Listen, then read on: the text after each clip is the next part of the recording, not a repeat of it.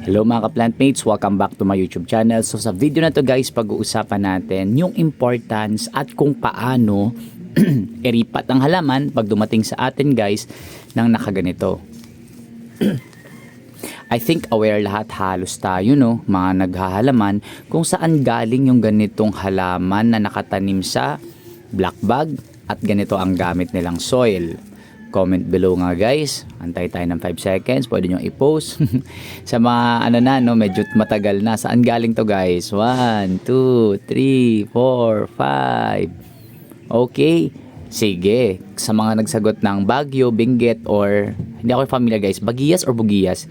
Yes po, tama kayo, madalas no galing to doon. Remember, yung mga nabanggit kong lugar, iba ang klima or climate doon guys. So maalam natin na malamig doon at pag bumaba na ang halaman sa lowland, especially kunwari guys, Marikina, Makati, yung mga tag-buyers noon, kailangan mong palitan kasi ano ba ang katangian guys ng clay type? Una sa lahat, ito guys ay may ability na mag-hold ng moisture. No, mataas to mag-hold ng moisture kapag ito ay nadiligan or nabasa. Pero kapag ito naman guys ay nainitan, especially sa lowland na gano'n ang climate natin, mainit, ito guys ay merong kakayanan na maging compact at matigas. So anong structure ba guys o anong part ba ng halaman ang nag-i-interact with the soil? Of course, ang kanilang ugat. So kung tumitigas yan guys, pag mainit, sinasakal nila yung mga roots. No, hindi na nakaka-absorb ng water, tas diniligan mo pa, tumigas nga. Tapos grabe mag-hold ng moisture, extreme siya guys kasi sobrang fine ng particles ng clay guys. But did you know, mataas ang minerals or yung mineral content ng yan. Kaya sobrang healthy sa kanila guys ng mga succulents. Of course, together with the climate. So, kailangan guys, pagdating sa atin sa lowland, kailangan nating iripat. So, ang repotting guys ay hindi lang yung pagpapalit ng, ay ang pangit kasi ng kanyang lagayan. Hindi lang yun guys, but you need to change the soil. That's the purpose guys of repotting. So, let's start na kaagad mga ka-plantmates. Sa first step muna tayo. Of course, kailangan natin tanggalin yung soil. Ayan, pansin nyo guys.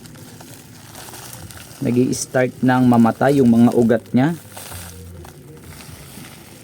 No, hindi siya masyadong matigas kasi hindi ko binilad to sa area na mainit. Yan na. Then, etong mga roots na to guys, second step,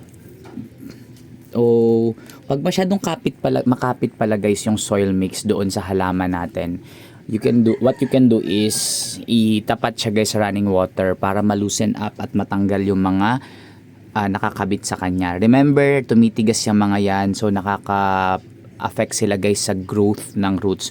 Pag hindi maganda ang soil mix natin, tandaan nyo lagi, hindi happy ang roots, hindi rin magiging happy yung upper part ng halaman. Okay? So kung hindi nyo alam paano gumawa ng soil mix guys, panoorin nyo lang yung kaka-upload ko lang din na video bago tong video na to. So tinuro ko kung paano gawin to. Basic lang to guys. Pangalawa, after nyo matanggal ang soil, mag-root trim tayo guys. Kailangan natin i-trim yung roots nya. Huwag kayong mag-alala, hindi nasasaktan ng halaman dahil wala naman silang nerve endings kagaya sa atin. So guys, gagamit ako ng gunting. Make sure na i-disinfect, spray-sprayhan ng alcohol. Then after, gaano kataas ang ikakat nyo na ugat guys, kahit magtira lang kayo ng 1 inch doon sa halaman. Okay? Ayan. Magpapasalamat ang halaman sa inyo pag na-root trim niya yan. Kasi yung itong mga to unhealthy na to dahil nga nagbago yung environment. So hayaan mo na mag-produce siya ng roots na akma na doon sa area natin. Okay? Mas stronger na at mas nakapag-adapt na yung mga bagong roots niya nila. So guys, after nyo siya guys na i-root trim, ang kailangan nyong gawin ay i-air dry siya. Paano bang air drying guys? At para saan bang air drying? Pwede mo siyang ibaliktad lang na ganyan o kahit ganyan lang, no? Hayaan nyo lang na, 'di ba, ginupit natin yung roots, especially kapag mga malalaki yung ugat guys, no? By the way, this is gray ghost na Haworthia. So malalaki talagang ugat ng Haworthia. Hayaan nyo muna na mag-heal guys yung sugat nito kasi ginupit natin. So nagiging entry point yun for bacteria or fungus guys, no, fungi. Pagka fresh pa tas tinanim natin agad. But for other plants na hindi maselan, nire-recta ko na guys. Like gymno. di maselan. So, ang air drying method guys, ganito lang siya. Ilagay mo lang siya sa area na hindi mainit. Ayan. Maganda lang airflow dyan. Hanggang sa matuyo yung kanyang roots. Okay? Maybe after 3 days guys, sa gantong panahon ngayon na tag-init, 3 days okay na yan. Then of course, after guys, gagamit tayo ng soil mix. Papalitan na natin yung clay. Okay. So, sa pagpili ng paso, make sure na wag masyadong malaki ang gagamitin guys, no? So ayan, enough lang dun sa size ng plant natin. Let's assume na air dried na to guys, na air dry na to. Ayan, ipat na natin.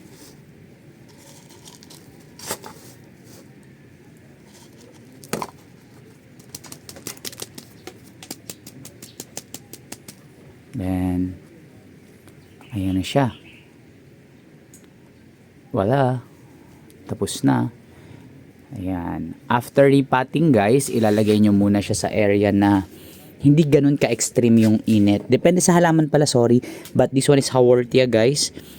Dito talaga to sa area na bright indirect, no? Ayan. After 1 week for Haworthia, saka ako nagdidilig.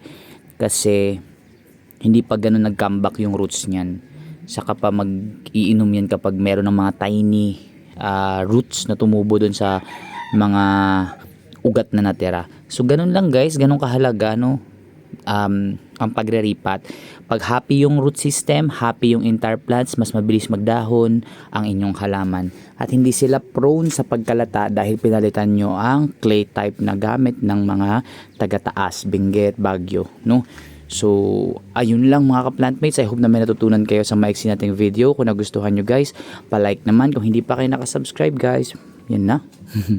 And please hit the notification bell para bawat upload ko ng video guys is nanonotify kayo. Dagan salamat mga ka-plantmates. I hope na mabuhay natin ang ating mga halaman. Bye bye guys!